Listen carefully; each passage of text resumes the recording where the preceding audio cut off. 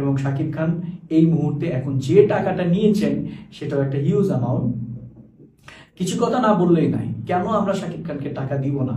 মার্কেটে যখন আপনারা বলছেন গ্রস সেল 40 কোটি টাকা, গ্রস সেল 60 কোটি টাকা, 60 কোটি টাকার একটা গ্রস সেলে একজন মেগা স্টার 3 কোটি টাকা নিবেন, এটা খুব স্বাভাবিক বিষয়।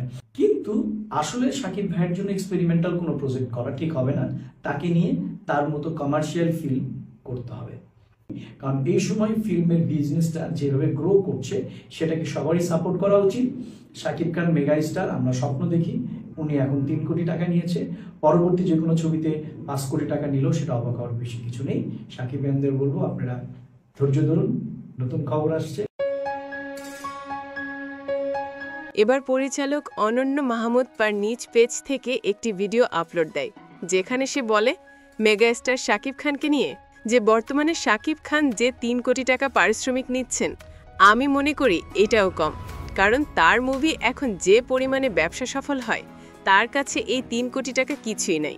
আমি মনে করি তাকে 5 কোটি টাকা দিলেও কোনো লস হবে না। এরকম আরও নানান প্রশংসামূলক শাকিব খানকে নিয়েছে বক্তব্য পেশ করেন পরিচালক অনন্য মাহমুদ। তো ভিউয়ার্স, এই ছিল আজকের ছোট একটি ভিডিও। ভিডিওটি ভালো লাগলে অবশ্যই চ্যানেলটিতে সাবস্ক্রাইব করে পাশে থাকবেন।